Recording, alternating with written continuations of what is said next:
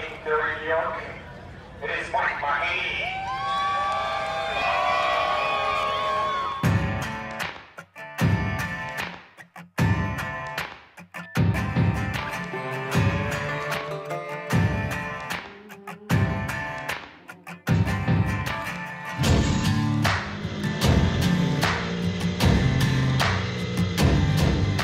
So I started off the year here in Elizabethtown, New York, with the Adirondack Auto 35 team, not really knowing what to expect. We had plans to race at Airborne Speedway on Saturday nights with the 358 Modifieds for sure.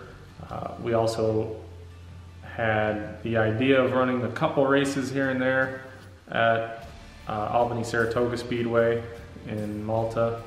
And we ended up racing the entire season at Albany, and we came home with 2 wins at each track. And we also planned on running the Big Block Super Dirt Car Series. What ended up happening is we started out the season doing really well in the 358 Dirt Series, and we ended up following that tour. We came home second in points in the 358 series. We decided to concentrate on that series because we had problems throughout the season in the Big Block tour. So there was a few schedule conflicts, and we were able to focus on the 358 series. And the first time I ever ran that series to come up second was pretty cool. And then in the Big Block series, I think we ended up 11th points. Not bad. I mean, we ended up, I think we ran 85 modified races with the team. I think that's more races than I've ever ran with one team in my career. So we got a lot of experience running all different tracks and different engine packages. Going into 2020, we really have a lot of notes, and I have an idea what our equipment is capable of and what we have and what we don't have. And I definitely feel going into 2020 that I have a lot more confidence than I did in 2019. Along with the Adirondack Auto 35 team, I was able to jump in a few different cars throughout the season, and I was able to jump in Bob Hummer's R7 Speedster and 600 Micro, run down to Action Track USA, and we had some really good runs. We didn't get to race as much as we wanted to because it's so far to go down there and travel, and I was having a hard time keeping up in the shop up here, so decided to focus on working up here and getting our equipment more prepared towards the end of the season. I jumped in Bill Pasquale's number 3 car, and we won at 5 Mile Point Speedway, first time out with that. That was a great experience to get back to 5 Mile. I haven't been there in years. That was cool. And so after picking up the win at 5 Mile with the 3 team, June became a really good month. We picked up our first win with the Adirondack Auto 35 team at Albany Saratoga Speedway in the Big Blocks.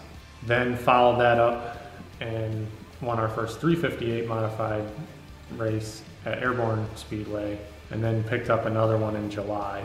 So we really started gaining some momentum there. After that, we started having some engine trouble at our weekly tracks, which became detrimental to not only our weekly racing but our series races. That was where we really got hit in the points and started focusing on our engine program really hard, and then towards the end of the season it picked up really well, and we started getting some really good finishes again. It was a trying season for sure.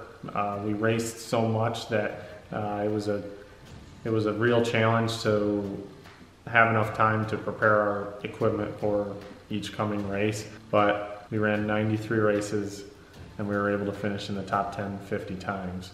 When we ran into trouble, we broke some connecting rods in the middle of the season, and my friend Skip Seymour and his wife Linda helped us out, provide us with an engine to get back rolling until ours was rebuilt, and ran strong with them. So I really want to thank Skip for that. As we raced more and more, we seemed to meet new people and gathered some extra support from new sponsors such as Darcy Construction, Stop Tech, Brakes, Street Side Classics. Started out in the shop. It was just me and Connor Marvin working on the cars, and then one day Rich Lurkeys came in and Johnny Chestnut came in on the same day, and then we had a lot of extra help, and that really boosted our morale, and just we were able to kind of spread the work out a little more between us. And when those guys would come in after work, we'd get a lot more done in the shop, and it was pretty cool to have extra help. And then towards the end of the season, when we got into Super Dirt Week, Eastern States, and Charlotte, some of those big races you have to have a pit crew of 5 or 6 guys to do the live pit stops, and we had a number of people that jumped in to help. At Eastern States, we had Brad Weaver and Alex Stevens jump on, and Ralph from the 3 team jumped in, and we had some really good pit stops, and that's very promising going into next year's big races. We headed to Charlotte, and Josh Coulter jumped on and helped. For that 2-day show, having 3 guys helping was huge. So when we had the added help, it really put into perspective through the middle of the summer what it was like, where you really had to prioritize your time. Sometimes you give up sleep to make sure that the car is ready. Sometimes you don't worry about scaling the car because it's more important that it just runs when you get to the track. Sometimes the trailer isn't organized because you are worried about making sure that the car isn't going to fall apart. It becomes very hard to be prepared the way you'd like to be heading into the speedway. It wears on you. You end up tired, and with that fatigue, it's harder to concentrate on what you really need to as a driver or a crew member. That's a real challenge of racing as much as we do through the summer. So we began the season with a core group of sponsors: Adirondack Auto, Huddy Nissan, Adirondack Chevrolet, Napa of Plattsburgh, and Napa of the Adirondacks. Olam's, Bosch, we're all on the car all year long. And then throughout the season, we were able to add some partners such as Bulldog Rear Ends by DMI, Burt Transmission, BA Custom Headers, Barron's Performance Warehouse, Precision Hydraulic and Oil, Superior Bearing and Supply, Racer's Choice Spray Wax, Strange Oval. I also want to throw a big shout out to all of my friends, family, and supporters who stuck by us all season long. Some came to the track and watched us race. Some stopped by and say hi in the pits.